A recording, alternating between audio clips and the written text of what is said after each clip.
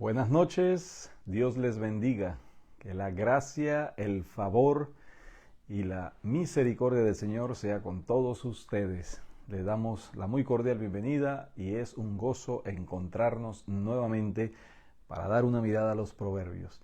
Continuamos avanzando en este hermoso libro que nos enseña acerca de la sabiduría y que nos anima cada día a buscar esa sabiduría que viene de lo alto, necesaria, urgente para cada uno de nosotros. En esta sección terminaremos el capítulo 3 y ya comenzamos a ver cómo la sabiduría ahora se nos muestra en la vida diaria, en la vida práctica, en el vaivén, en el devenir de nuestra vida. Así que le pedimos al Señor que nos dé de su dirección, que nos dé su guía, que nos dé de esa unción preciosa para entender su palabra y la fortaleza para poder vivirla, ponerla en práctica y honrar al Señor a través de nuestras vidas. Señor, gracias.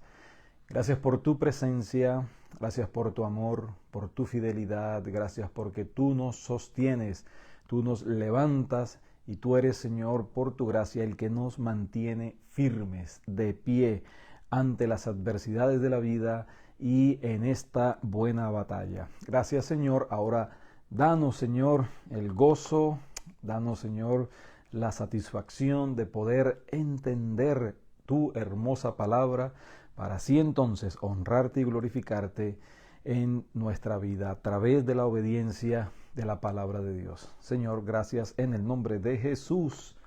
Amén. Siempre oramos en el nombre de nuestro Señor Jesucristo y con eso decimos que nos ponemos de acuerdo y que aceptamos su voluntad que se expresa a través de su palabra para con nosotros. Damos lectura a esta porción y seguidamente estaremos viendo algunos principios maravillosos que nos ayudarán a poner en práctica esa sabiduría, recordando que la sabiduría se puede definir como la capacidad de responder con inteligencia y obediencia a la palabra de Dios.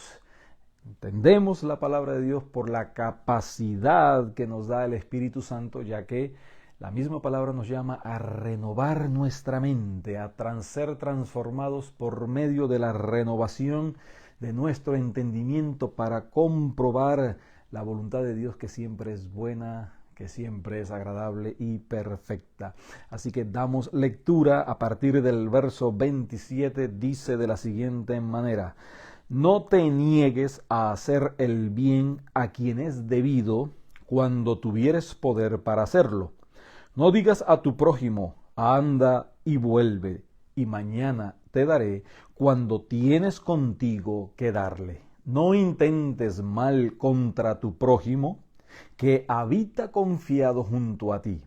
No tengas pleito con nadie sin razón, si no te han hecho agravio. No envidies al hombre injusto, ni escojas ninguno de sus caminos, porque Jehová abomina al perverso, mas su comunión íntima es con los justos. La maldición de Jehová está en la casa del impío, pero bendecirá la morada de los justos. Ciertamente, él escarnecerá a los escarnecedores, y a los humildes dará gracia. Los sabios heredarán honra, mas los necios llevarán ignominia. Así que esta porción vemos por lo menos 6 llamados a algo que no debemos hacer. A veces los estudiosos del pensamiento moderno quieren instarnos a no dar mandamientos negativos. No hagas, no vayas. Pero recordemos que la palabra de Dios sí nos advierte de no hacer, de no ir, de no pensar, de no hablar, porque a través de ellos entendemos que no es la voluntad de Dios para nosotros y también entendemos que hay consecuencias en las decisiones que tomamos que no honran al Señor. Por eso encontramos aquí por lo menos 6 de ellos. Dice, no te niegues, no digas, no intentes, no tengas, no envidies y no escojas. Entonces son acciones. Por lo tanto, el primero de ellos dice, no te niegues a hacer. Ahora comenzamos en la práctica. Ya se nos ha hablado acerca de el conocimiento de la sabiduría, el llamado de la sabiduría, el amor de Dios expresado a través de la sabiduría, y ahora entonces viene la acción. No te niegues a hacer, porque naturalmente nuestras acciones dicen más de nosotros que lo que nosotros mismos decimos o pensamos de nosotros mismos. Por lo tanto, nuestras acciones son un reflejo de lo que creemos y son un reflejo de lo que pensamos, y eso entonces va a describir en última instancia lo que realmente somos.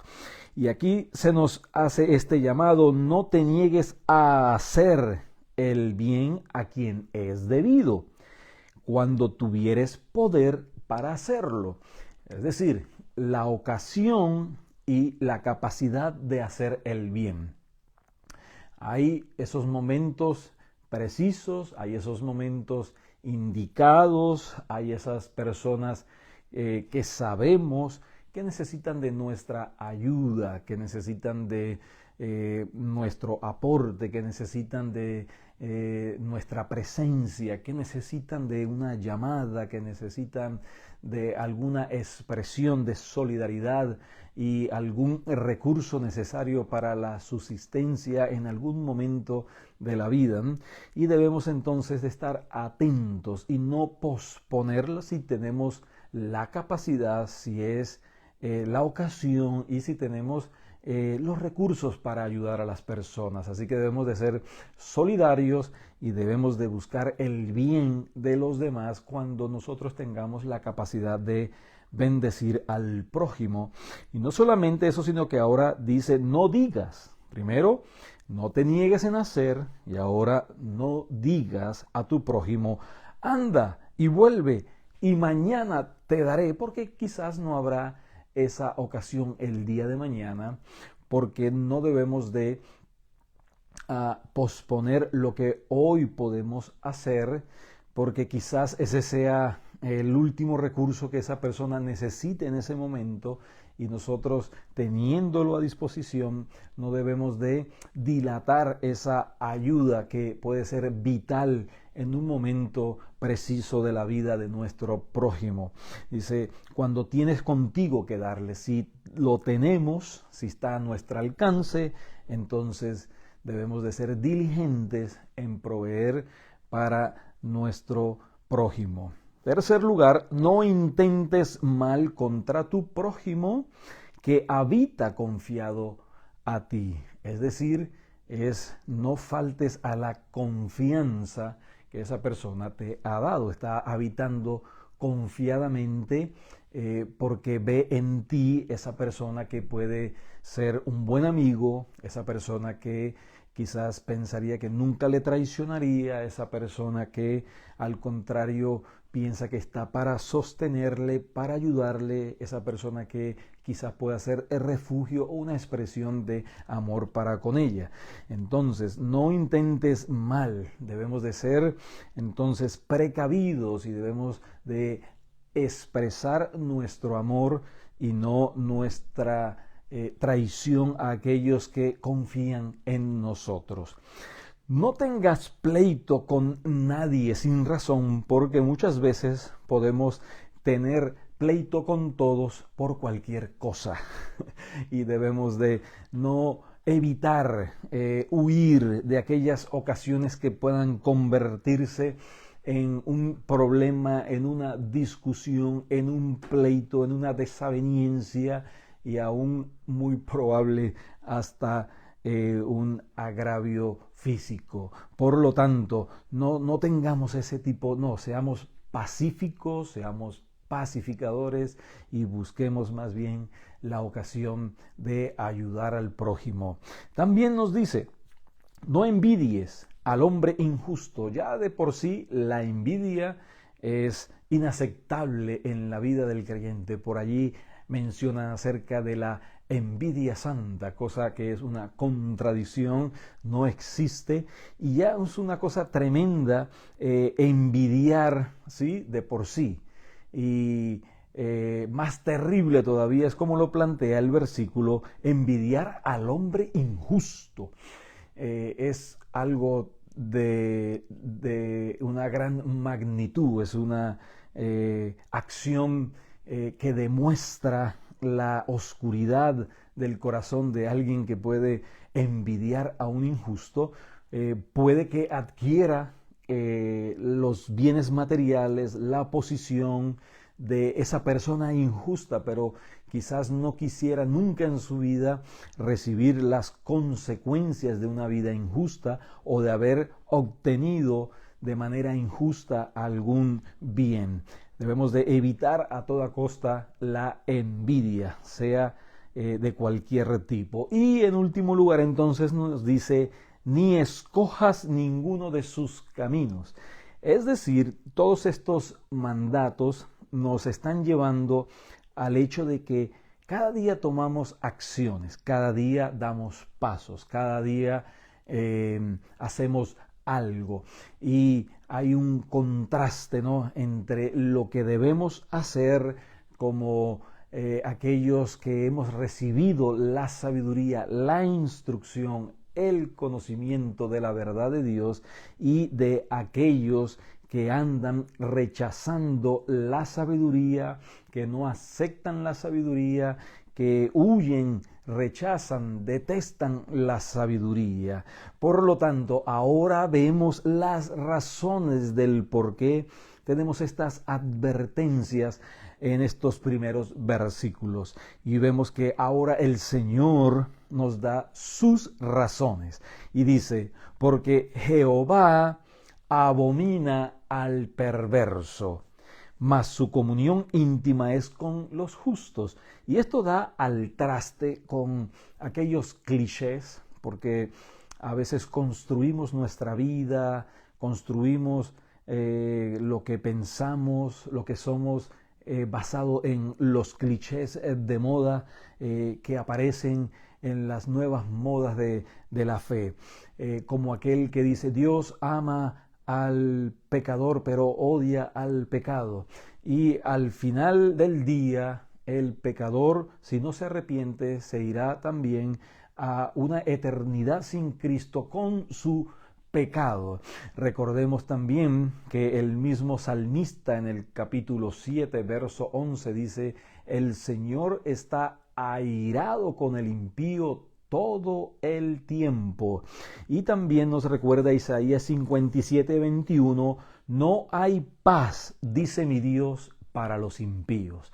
Por lo tanto, el Señor detesta, el Señor abomina, el Señor rechaza a aquellos que han decidido, a pesar de saber que Él es Dios, que Él es el Salvador, que Él ofrece misericordia, que Él ofrece gracia, que Él ofrece perdón, que Él ofrece vida eterna. Estos que rechazan todos esos regalos y esa bendición de Dios, entonces el Señor lo expresa categóricamente, que Él abomina al perverso.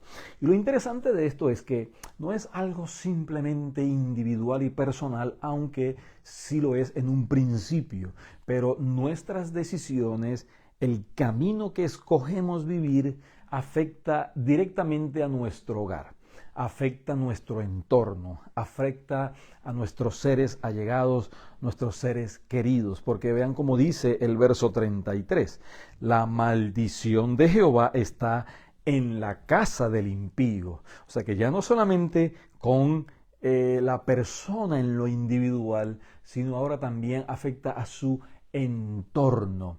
Pero lo maravilloso de esto es que vean el contraste antitético en estos versículos paralelos acerca de aquellos que buscan la sabiduría, aquellos que desean honrar al Señor viviendo a la luz de su verdad. Vean, dice, más la comunión íntima. es con los justos. La palabra de Dios nos enseña que no hay justo ni siquiera uno en sí mismo. Por lo tanto, necesitamos que alguien nos justifique, que alguien haya hecho algo por nosotros, que nos dé la capacidad ahora de nosotros ser llamados justos y vivir una vida justa. Y esto lo ha hecho precisamente nuestro Señor Jesucristo. Justificados pues por la fe, tenemos paz para con Dios a través, por medio, por la obra de Cristo Jesús en la cruz del Calvario. Cuando nos da su perdón, entonces Él nos justifica y ahora el Padre ya no nos ve a nosotros, sino ve la justicia de Cristo en nosotros, y entonces tenemos esa comunión íntima con el Señor. Podemos acudir a Él, podemos presentarnos delante de Él, podemos traer nuestros dolores, nuestras quejas, nuestros sinsabores, podemos traer nuestros sueños, nuestros planes, nuestro presente, nuestro futuro. Tenemos esa comunión en que en la mañana, al atardecer o durante el trabajo, al acostarnos, al levantarnos, podemos hablarle al Señor, podemos orar a Él, podemos clamar a Él, podemos buscar su rostro de una manera ya personal. Y allí entonces es lo primero que el Señor hace con aquellos que deciden obedecerle y vivir a la luz de su sabiduría. Mas su comunión íntima es con los justos. Y también dice, pero bendecirá la morada de los justos. Así que nos bendice en lo individual, dándonos esa justicia que no pudiésemos tener nunca por nosotros mismos, y Él nos da ese regalo de ser llamados justos, pero también eso afecta a nuestro entorno, afecta a nuestro hogar de una manera positiva. Es la bendición del Señor que habita en nuestra morada, en nuestro hogar. Dice, bendecirá la morada de los justos. En contraste también dice, ciertamente Él escarnecerá a los escarnecedores. Esta palabra se puede traducir como los burladores, aquellos que se burlan rechazando la sabiduría de Dios. Dios también se reirá de ellos cuando ellos enfrenten su destino eterno por haber rechazado ese regalo de amor, de gracia, de benevolencia, de bondad. Pero vean, y dice, y a los humildes dará gracia. Qué maravilloso es. La humildad, pues entonces se refleja, como nos enseña el libro de Filipenses, en poner a nuestro prójimo por encima de nosotros mismos, en poner a nuestro prójimo y considerarlo primeramente a ellos, ser humilde, reconocer nuestra necesidad, reconocer que necesitamos ayuda, que necesitamos auxilio, que necesitamos sabiduría, que necesitamos ser fortalecidos. Y entonces cuando somos humildes, entonces dice, esa gracia sobreabundante viene a nuestra vida, afecta nuestra morada, nuestro entorno, nuestro hogar, nuestros hijos, nuestros cónyuges y aún, por supuesto, la iglesia a la cual asistimos, a la cual pertenecemos. Y allí entonces el último versículo dice, los sabios heredarán honra, mas los necios llevarán ignominia. Esta palabra ignominia es básicamente una marca, una deshonra, una degradación, es una ofensa visible en la vida de la persona, pero para los sabios entonces hay una herencia, y recordemos que es una promesa del Señor que Él honra a los que le honran. Nosotros no buscamos honra para nosotros mismos, pero cuando nos decidimos, tomamos acción en nuestra vida, obedecer la palabra de Dios, entonces Dios es honrado. Y Él honra entonces a los que buscan honrarle a Él. Entonces tenemos aquí este contraste entre el hombre injusto, que lo describe como perverso, como impío y como necio, pero vemos allí esa maravillosa promesa para aquellos que son justos y los llama humildes y sabios. Busquemos la sabiduría de lo alto, seamos humildes, valoremos, apreciemos esa justificación con la cual hemos sido revestidos y por supuesto seamos agradecidos de que el Señor desea tener una comunión íntima con nosotros, que el Señor desea morar en nosotros. Y esta palabra morar aquí en el original no es esa visita esporádica, repentina y transitoria que usted puede hacer a algún lugar. Esta palabra morada quiere decir una residencia permanente, donde aquel que viene a morar se agrada de estar allí, se alegra de estar allí, se goza de estar allí, que la morada de Dios a través de su Santo Espíritu en nosotros alegre el corazón de Dios. Él se deleite en morar en nuestros corazones, que vivamos de tal manera que Él se agrade, que Él disfrute morar en nuestras vidas. Y ahí entonces siempre recordamos, es por su gracia. Por gracia vivimos, por gracia hemos conocido al Señor, por gracia se nos ha dado el regalo maravilloso de la salvación, por gracia somos sostenidos en este peregrinaje y por gracia llegaremos a el destino eterno, la morada celestial, esa nueva Jerusalén preparada para los hijos de Dios, para la iglesia del Señor Jesucristo, y allí entonces le daremos honra y gloria al Señor por la eternidad.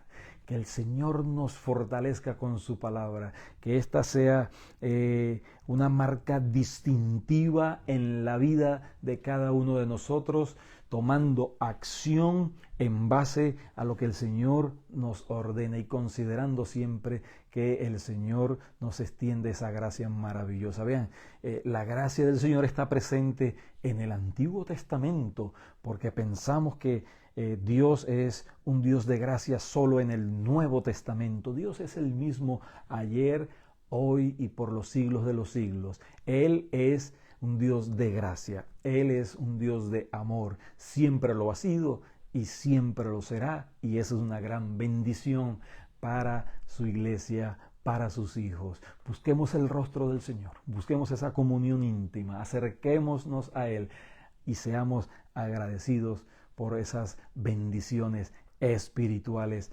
materiales, físicas, emocionales que nos da al levantarnos y al sostenernos. Señor, gracias por tu palabra, gracias por esta porción maravillosa y poderosa que nos da no solamente dirección, sino también aliento y fortaleza para nuestro diario vivir. Bendice a tu iglesia, bendice a tus hijos y que esta tu palabra, oh Dios, no regrese vacía, que transforme, que cambie, que sostenga y que levante, siempre pensando que tu nombre sea exaltado y que tú seas honrado por los siglos de los siglos. Amén y amén, en el nombre de nuestro Señor y Salvador Cristo Jesús.